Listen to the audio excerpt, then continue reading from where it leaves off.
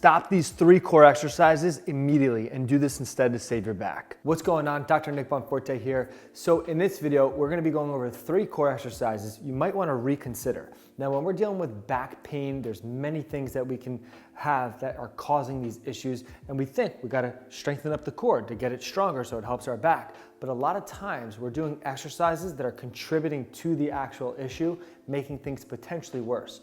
So when we zoom out, we're gonna be focusing on back pain that is flexion sensitive. It's a very common issue for back issues. So for an example, flexion sensitivity is things like bending over, sitting for a long time. Those things are a flexion sensitive back irritation motions that will contribute to a lot of back pain.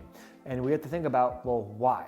So if we zoom out, if we go from the spine where the back is, so the lumbar spine, and we take out a segment, we'll get something like this, which is a bone, a disc, and a bone. So now when the back is irritated, we're gonna be focusing on disc irritations or disc bulges.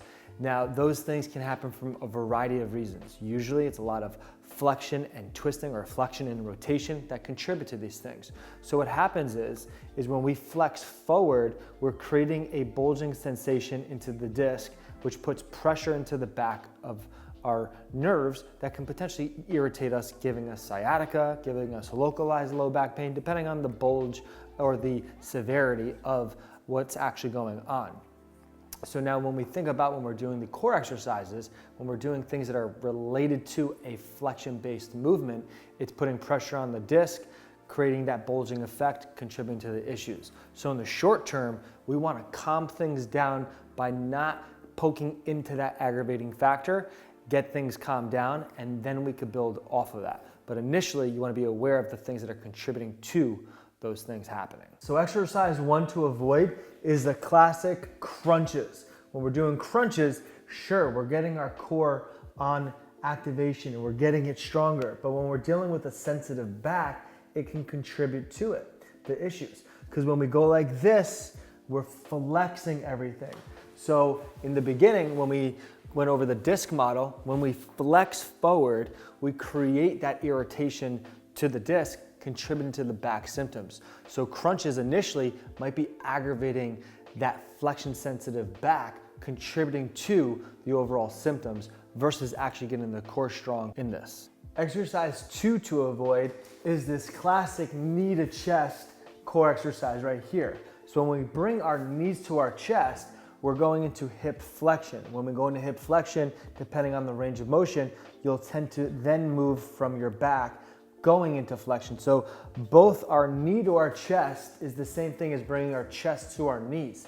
We're going into that flexed position into the back, a contributing aggravating factor. So by doing these all day to get your core stronger, you're contributing to that flexion sensitivity and also likely sparking up the back issue. Exercise 3 is the classic Russian twist right here. We're in a flex position and we're rotating. Now, when we're dealing with a flexion sensitive back from a disc bulge or a disc irritation, they are getting aggravated by flexion and rotation. So although this could be a good core exercise to hit the core and get it activated when we're dealing with a back issue, it's contributing and putting your body in positions that's irritating the disc material, flexion and rotation. So we want to avoid that one in the beginning too. Hey, real quick, if you're liking this content, I would really appreciate it if you hit that subscribe button. It really helps out with my channel and I really do appreciate it. All right, back to the content. So when we're going about addressing the core, when we're dealing with a low back issue, flexion sensitivity from a disc irritation or a disc bulge, we want to focus on more stabilization in the beginning versus a lot of the dynamic stuff, the flexion and the rotation stuff, especially in the beginning. And when we're focusing on the core, we want to think about 3 different planes of motion we move into. We move into the sagittal plane, front and back, the lateral plane, side to side, and rotational plane. Now, the core is designed in all those different planes.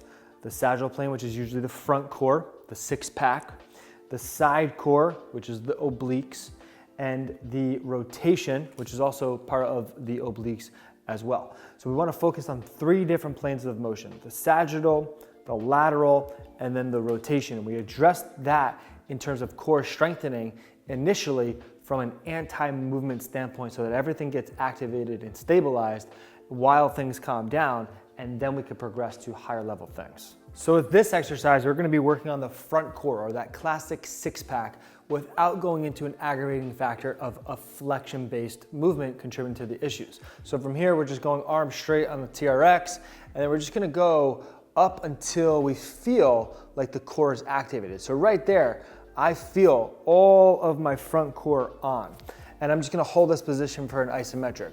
Variations can be here. You could hold this for 5 seconds, 10 seconds, upwards to a minute, and then you can do multiple reps. The idea is though, we're avoiding the classic just rep out movement, and we're creating stabilization in an anti-movement standpoint to the core, which won't put it in aggravating positions, will then ultimately feel better in the long run. So again, we're here, you go only to the point where you start to feel abs kick on, and then you hold that, versus going too far, and that creates sometimes a lot of arching from the back, which disengages the abs that you're trying to target anyways. So you wanna think about 2 cylinders, one up top, one on the bottom, or 2 cups of water, and they're each equal. Versus if we were to go forward and you arch from the back, the bottom would be spilling out the water and wouldn't be attached. You wanna think rib cage over the pelvis, staying stiff as you go into this motion. So one more time to reiterate this, you're going here, you stay stiff in the abs, you go up and you hold, versus just dumping down into it. This is a great alternative to start with. Now with this exercise, we're addressing the lateral plane, or the side-to-side plane, addressing the side core. This is the classic one where we're going here, we're just dynamically moving it when the back is sparked up because of a disc issue or a bulging or disc irritation. That can contribute to more irritation. So we want to focus on stabilization first. So we're here, we bring the weight out to the side. The more you go out further, the harder it will be, and also it just become a shoulder workout. You want to just bring it out slightly to the side, and that will kick on the opposite side. So if it's on the left side, you'll be really addressing the right side, and vice versa. If it's on the right side, you'll be addressing the left. So you just bring it out a little bit, you'll feel this kick on, and then from here, you're just thinking of staying nice and tall as you go up into a march. What this will do is create that stiffness that we're working through for the core in that side plane, or the lateral plane, side core hitting. We do this over time, we'll get good stiffness in this plane of motion without irritation going into a dynamic movement.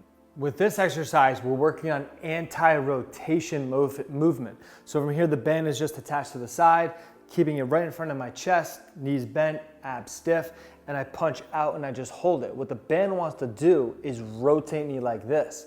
Now, taking to the concepts when we're dealing with a disc irritation or a disc bulge, rotation can irritate it. So to bias that plane of motion into rotation without irritating it, we want to focus on just anti-motion and creating that stiffness, biasing that range of motion, or biasing that plane of motion. So from here, we stay stiff in the abs, push out, hold it, and holding it can vary. We could hold it for 5 seconds, you could hold it for 10 seconds, but say you have a really sensitive back, you might just need to just punch out a little bit, go into it, and then come right back out of it. Go into it, come back out of it. So you're creating that entry point into what works for you, versus just holding it for 10 seconds to hold it for 10 seconds. You want to play within your range and your resistance type to actually get at what you need, versus just going 0 to 100 throughout this. I really hope you gained some insight throughout this video and learned why you don't want to just be rushing to flexion-based activities for your core to strengthen up your core to help your back, because in reality, when we're dealing with disc irritation or disc bulges, those tend to irritate it when we don't go about it more strategically. You want to calm things down, work on the ones that we went over in this video, and then you progress off of these. But just hammering flexion-based crunches and twists when you have an irritated back, it's likely just contributing to the issue. We got to zoom out, figure out what we're working with, and then build off of that. So I really do hope you gained some insight and value throughout this. I would really appreciate it also if you did find value in this video. Subscribe to my channel down below, like this video, and leave any comments down below on exercises that you're currently doing for your core, or if one of these exercises that we did in this video really did help you. I'd really like to get some insight and see what else things you're doing, or if this was really actually beneficial for you. So this is Dr. Nick.